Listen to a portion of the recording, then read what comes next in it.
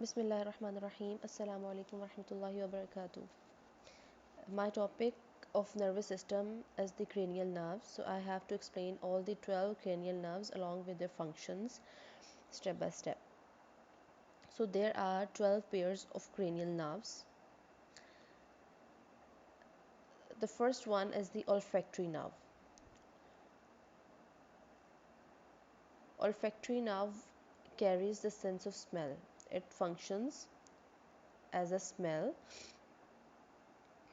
and the receptors of the smell are present in the upper posterior part of the nasal mucosa. Testing smell. In order to test the smell of the patient, we will test each nostril separately. And in this procedure of testing, we have to know that we are not supposed to irritate the patient with irritating smells like ammonia. Ask the patient to close the eyes and one nostril. Present common smells like peppermint, clove oil, kerosene oil, etc., and ask him to snuff and identify them in order to test the smell sense of the particular patient. Following that, there are the two interpretations, anosmia and parosmia. The first one, anosmia, it means loss of sense of smell. कि patient की जो smell करने की ability है वो loss हो गई है, वो ख़त्म हो गई है. If due to neurological lesion, अगर वो किसी न्यूरोलॉजिकल लेयन की वजह से हुई है, जैसे उसको हेड इंजरी हुई हो या उसका कोई ट्यूमर हो उसके क्रेनियल फोसा में उसकी वजह से. और the second interpretation is the parosmia. It means perversion of smell. Offensive smells are perceived as pleasant smell. मतलब ऑल्टरनेट हो जाती है स्मेल्स कि ऑफेंसिव स्मेल है लेकिन पेशेंट को एज अ प्लेजेंट स्मेल वो फील होती है, एंड वाइस वर्सा कि pleasant smell as an offensive smell उसको फील होगी. It is usually psychogenic in origin. And the third interpretation is hallucination of the smell. These sometimes occur in temporal lobe epilepsy. ये epilepsy की जो condition होती है, patient होता है epilepsy का, उसमें होती है hallucination of smell. The second nerve is optic nerve. It is the second cranial nerve, and its fibers coming from the retina converge at the optic disc and then pass backwards as the optic nerve. Examination of the optic nerve. The first examination is the visual acuity. What is visual acuity? It is actually a test in which we have to check the patient's visual ability for both near and the far objects. The second examination is the color vision. In this, we have to present the charts to the patient in order to check his or her vision. And the third examination of the optic nerve is a field of vision. And the field of vision, it is a proper method of testing the visual field by perimetry. इसमें हम patient को confrontation method के ज़रिए examine करते हैं field of vision में. Sit in front of the patient at a distance of about 1 meter. Eyes of both of you being at the same level. Patient की और जो उसका एग्जामिनर है उसकी आइज सेम लेवल पे होनी चाहिए. इस तरह से हम इसकी फील्ड ऑफ विजन चेक करते हैं.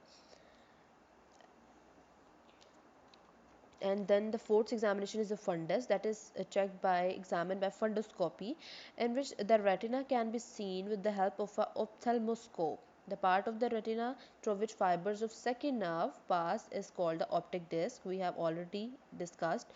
It is paler than the rest of the retina and has definite margins.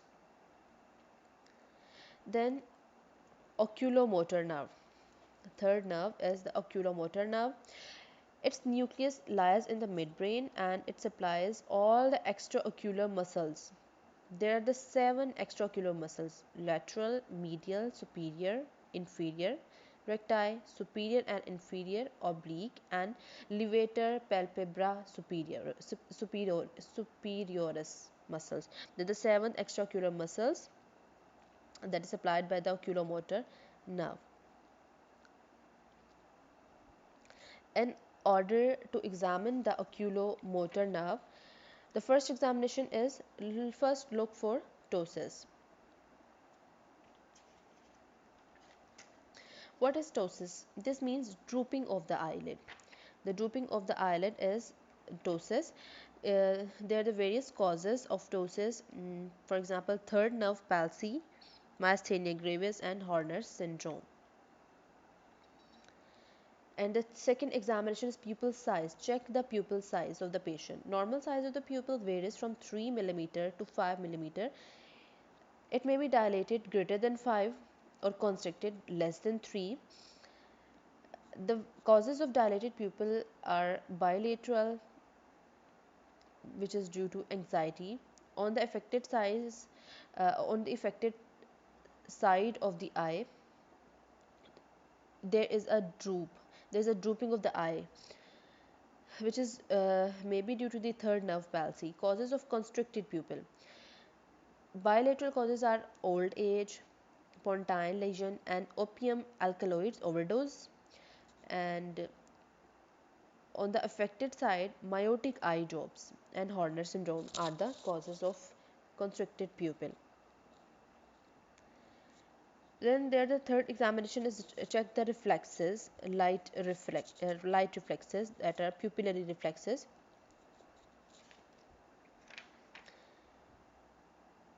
And the fourth examination is accommodation reflex.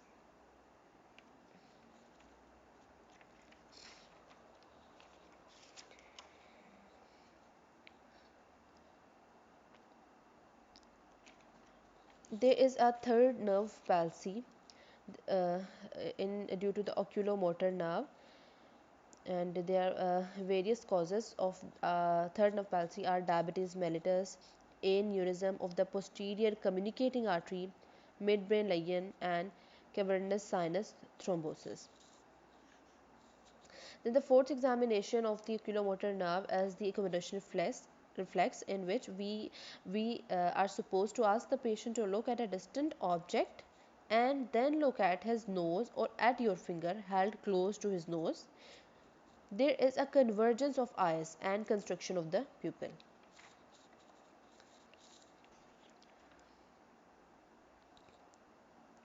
Then the fourth, uh, uh, then the next nerve is the trochlear nerve. The fourth one is the trochlear nerve.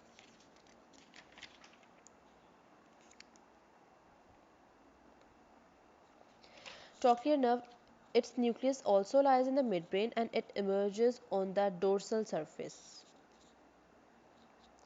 Its examination is ask the patient to follow your finger medially and then downwards. Then the fifth nerve is trigeminal nerve. Trigeminal nerve is the fifth cranial nerve and it is a mixed nerve, contains both sensory and motor fibers.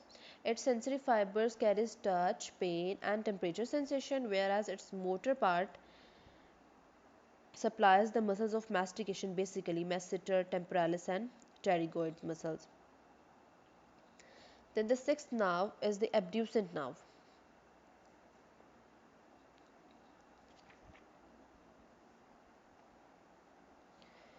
Abducent nerve, its nucleus lies in the pons. It supplies lateral rectus muscles, and in order to examine the abducent nerve, we have to ask the patient to follow your finger laterally.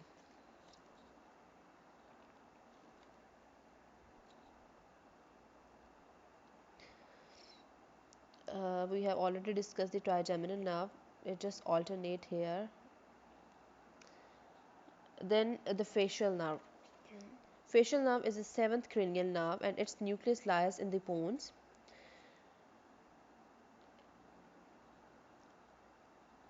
And its examination is more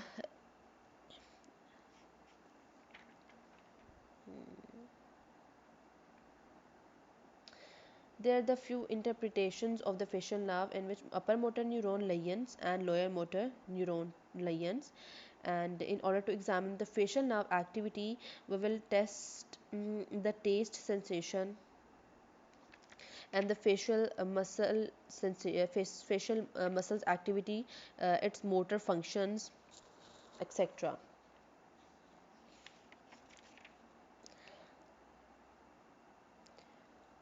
In order to check the motor function of the facial nerve, when the seventh nerve, that is facial nerve, is paralyzed, the patient may complain of inability to close the eyelid.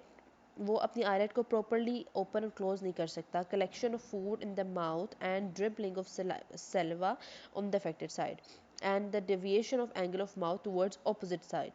On inspection, palpebral fissure may be wide and nasolabial fold may be flattened on the paralyzed side. In order to examine, ask the patient to frown. उसे patient को हम कहेंगे frown करे और wrinkle करे, add wrinkle करे forehead पे. There will be no wrinkling on the affected side. तो जो affected side होगी उस पर कोई wrinkle produce नहीं होगा. Furthermore, ask the patient to close the eyes. The affected side will remain open and there will be brisk upwards rolling of the eyeball. That is known as Bell's phenomena. To test the power of the orbicularis oculi, ask the patient to close the eyes as strongly as possible. वो जोर से आंखें बंद कर ले while you try to open the upper eyelids. The affected side will be weak. तो जो affected side होगी वो weak होगी, वो open हो जाएगी. Moreover, the patient cannot whistle as air escapes from the paralyzed side. Then the eighth cranial nerve is the vestibulocochlear nerve. Its nucleus also lies in the pons. It has two components, the cochlear component and the vestibular component. There is a test in examination of the vestibular cochlear nerve, that is a Rhine's test, in which we test the patient's hearing with the vibrating tuning fork placed on the mastoid process.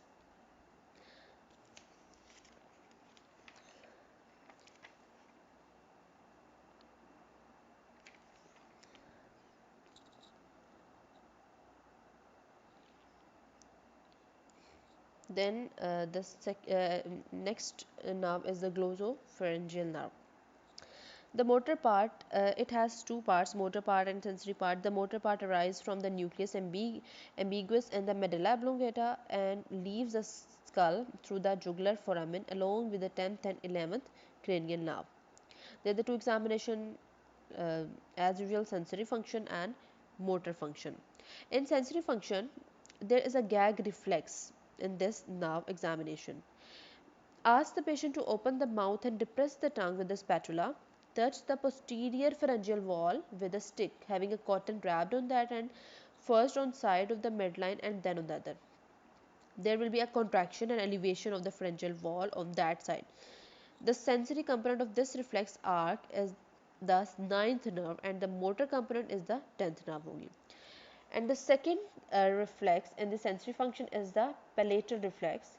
When the soft palate is touched, it moves upward. जब soft palate को touch किया जाता है तो वो ऊपर की तरफ move करता है and each side is tested separately. Pathway is the same as that of gag reflex. Gag reflex और palatal reflex दोनों sensory function में आते हैं of the glossopharyngeal nerve.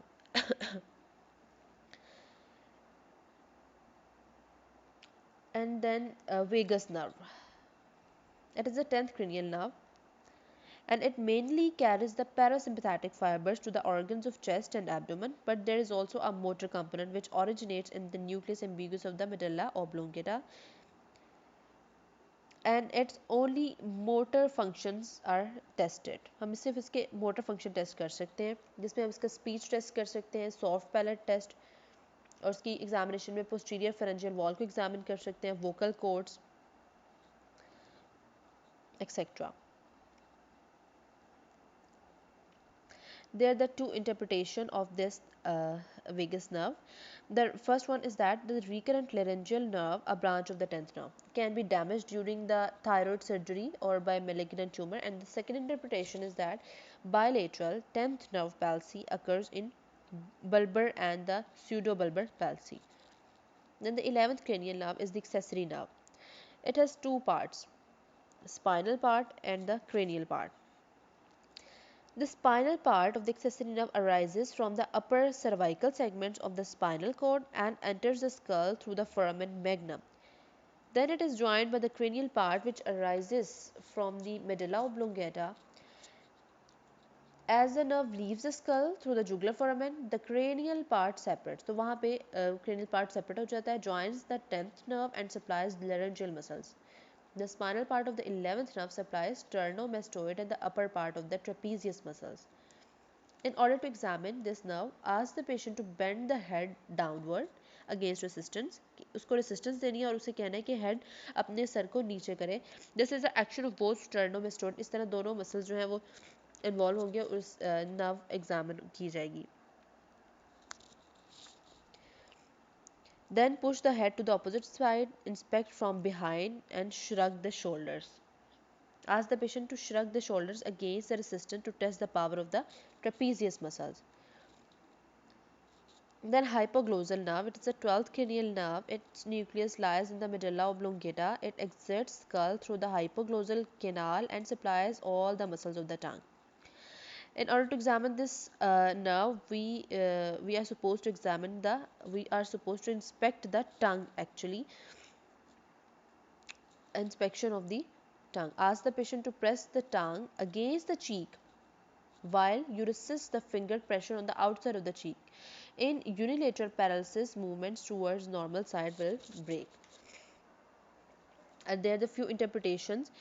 In unilateral lesions, the tongue may sometimes deviate towards the paralyzed side when protruded and there is no wasting. It is usually seen in acute stroke and disappears over days.